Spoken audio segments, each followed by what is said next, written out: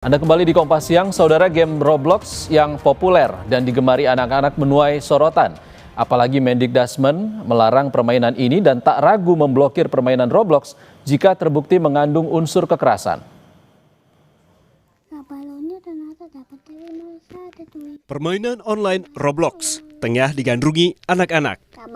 Roblox adalah platform daring yang memungkinkan pengguna membuat dan memainkan berbagai permainan secara gratis. Tapi belakangan, game Roblox menuai sorotan. Pemerintah mewanti-wanti agar anak-anak tidak mengakses game online yang mengandung unsur kekerasan. Menteri Pendidikan Dasar dan Menengah Abdul Muti meminta orang tua mengontrol anak-anaknya agar tidak terpapar kekerasan di game online. Mendikbud juga mewaspadai game online yang bisa disusupi konten judi online. Inilah yang sejak awal harus kita pandu anak-anak kita ini untuk mereka tidak mengakses informasi-informasi termasuk game-game yang mengandung kekerasan. Apalagi, mohon maaf, sebagian dari game itu juga ada sudah mulai disusupi dengan judi online dan sebagainya, sehingga karena itu maka penggunaan gawai oleh anak-anak ini semaksimal mungkin dibatasi. Kontrol orang tua sangat penting agar mereka tidak menggunakan media ini secara berlebihan. Pemerintah tak ragu blokir game Roblox, apalagi jika permainan itu sampai memengaruhi perilaku anak-anak. Mensesnek Prasetyo Hadi bilang, bukan hanya Roblox, tapi juga permainan online lain yang mengandung kekerasan. Tidak hanya game Roblox, apapun itu. Berarti nanti apakah akan dilakukan pemblokiran terhadap game tersebut atau gimana gitu, Mas? Ya kalau memang kita merasa sudah melewati batas, ya apa yang ditampilkan di situ mempengaruhi perilaku dari adik-adik kita, ya tidak menutup kemungkinan kita mau melindungi generasi kita, nggak ragu-ragu juga kita. Kalau memang itu mengandung unsur-unsur kekerasan, ya kita tutup, nggak ada masalah. Di sisi lain, Menteri Komunikasi dan Digital Mutia Hafid mengatakan belum ada rencana pemerintah memblokir game Roblox. Namun, Kementerian Komdigi akan mengevaluasi game ini. Menkomdigi masih menunggu laporan evaluasi dari Direktorat Jenderal Pengawasan Ruang Digital terkait game Roblox sebagai acuan. Mbak, kalau Roblox aja Mbak, habisnya Mbak akan diblokir nggak sama Komdigi Mbak? Belum ada rencana, belum ada rencana sampai nanti ada keluar ya.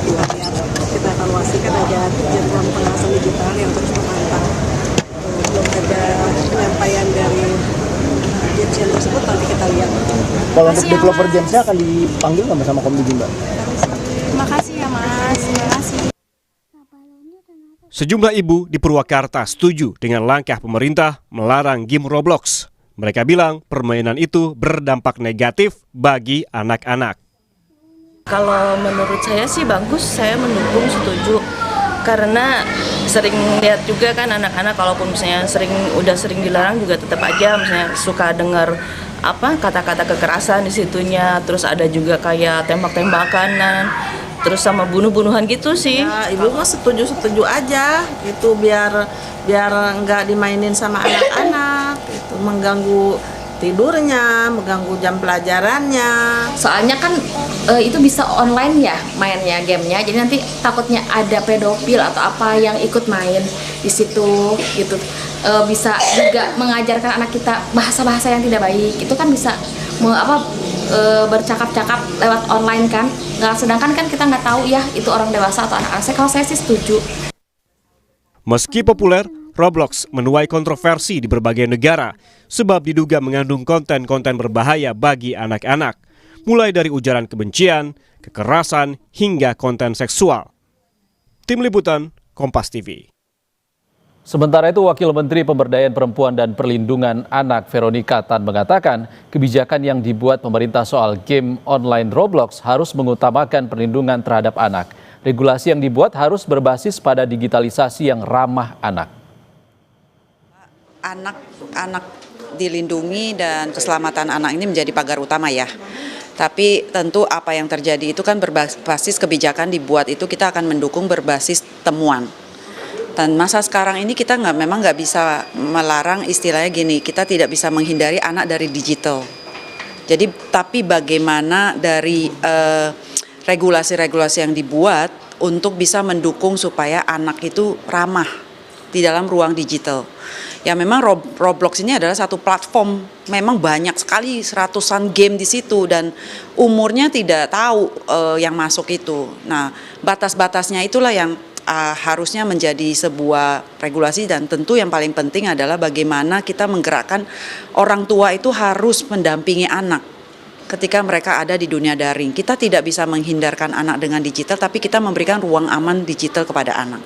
Tapi balik lagi, yang paling penting adalah keselamatan anak itu sendiri, dan kebijakan yang akan dilakukan dari mungkin Komdigi atau dari Dikdas atau apapun, kita akan ikutin berbasis temuan yang ditemukan di lapangan.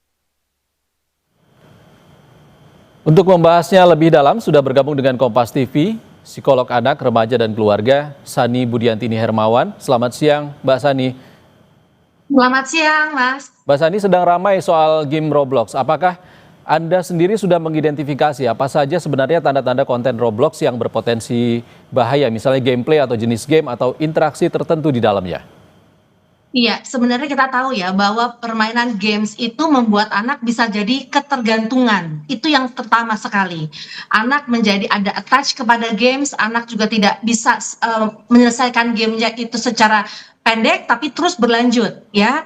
Dan game ini salah satunya yang memang lagi viral, di mana semua orang bermain. Bahkan kalau ada anak yang nggak main seakan-akan tidak era kekinian begitu. Jadi games yang sekarang ini itu yang kita khawatirkan ketika berbau kekerasan dan ada konten juga mengandung seksualitas begitu. Tapi yang terutama adalah bagaimana anak akhirnya attach dan kalau sudah ketergantungan, anak tersendiri tidak mau berinteraksi dengan yang lain, dengan dunia luar, dengan belajar misalnya, akhirnya konsentrasi pun semakin menurun. Nah ini yang juga menjadi masalah karena anak sendiri sudah merasa nyaman di dunia gamesnya dan berinteraksi di dunia gamesnya, padahal di situ banyak sekali mengandung unsur yang beresiko atau berbahaya. Termasuk interaksi antara kelompok umur anak-anak dan juga orang dewasa yang banyak memainkan Roblox ini, Mbak Sani. Iya, betul sekali. Karena tidak ada yang namanya usia, batasan usia, dan mereka bisa saja memakai mungkin usia palsu dan sebagainya. Dan yang paling penting adalah ini bisa kopi darat. Mereka bisa bertemu secara offline, mereka bisa bertemu di platform chatting lainnya. Dan ini yang kalau orang tua tidak tahu, tidak bisa memantau, justru ini berbahaya karena kita tidak tahu kepada siapa anak kita bertemu, kepada siapa anak kita berinteraksi. Dan di sini ada juga kecenderungan bisa juga ada potensi kriminal di sini begitu. Dan Anda melihatnya apa tanda-tanda yang mungkin sudah bagi orang tua untuk melihat anak-anak ini sudah terdampak negatif dari konten game ini? Ya, pertama sebenarnya kalau kita lihat ketika anak bermain, anak tuh spontan mengujar kalimat-kalimat kasar, kalimat jorok misalnya, atau bahkan sudah melanggar ya aturan atau norma yang ada di keluarganya. Nah ini sudah meresahkan keluarga karena anak dengan mudah mengomong kasar, berbicara yang tidak baik begitu, dan ini takutnya itu terjadi di dalam kesehariannya karena spontanitas tadi. Yang kedua adalah durasi waktu bermain. Anak sekarang kalau bermain tidak bisa cepat, dia akan terus tertantang dan bisa sampai dini hari, bahkan bisa mengganggu sekolahnya. Dan yang selanjutnya adalah ketika anak sudah tidak lagi fokus kepada sebenarnya kewajiban-kewajiban yang dia harus lakukan, tapi justru bermain ini menjadi prioritas utama.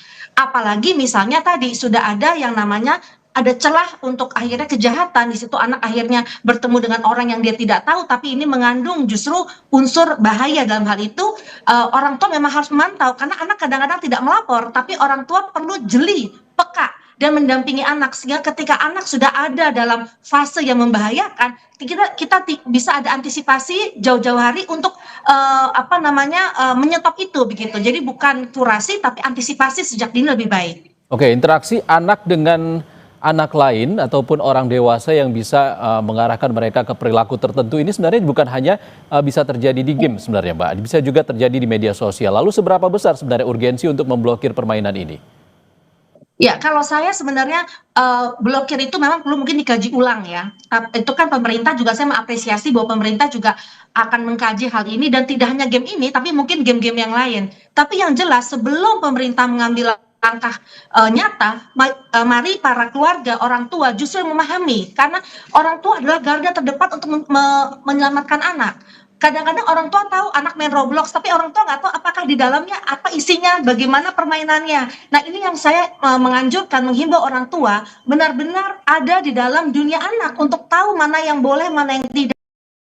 Mana yang anak perlu diinformasikan atau diperingatkan gitu ya, supaya juga orang tua dan anak nyambung dan tidak terjadi tadi bahaya-bahaya yang mengancam di dalam lingkungan anak begitu. Oke, menurut Anda artinya game seperti Roblox ini masih cenderung aman jika dengan pendampingan orang tua, seperti itu? Jadi aman dan tidaknya itu tergantung bagaimana orang tua tadi menjaga anak. Mungkin gak hanya game Roblox, mungkin ada ratusan game lain yang berbahaya juga. Tapi sekarang karena viral, game Roblox jadi muncul begitu. Tapi yang jelas justru jangan fokus kepada game ini saja, tapi banyak games yang harus diseleksi. Mungkin besok-besok ada games yang lainnya yang muncul seperti ini yang viral yang juga membahayakan anak. Intinya adalah orang tua harus mengajarkan anak bagaimana menjadi smart user sebagai pemain game.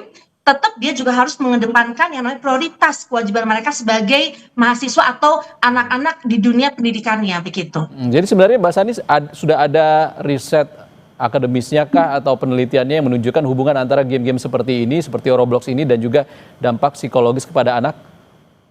Oh ya, sangat kan bahkan sudah ada kita ada diagnosa ketika anak sudah ketergantungan, dia harus juga masuk ke dalam rehabilitasi seperti narkoba atau alkohol dan sebagainya. Karena ketika anak kecanduan game, dia tidak bisa berhenti untuk tidak memikirkan game itu.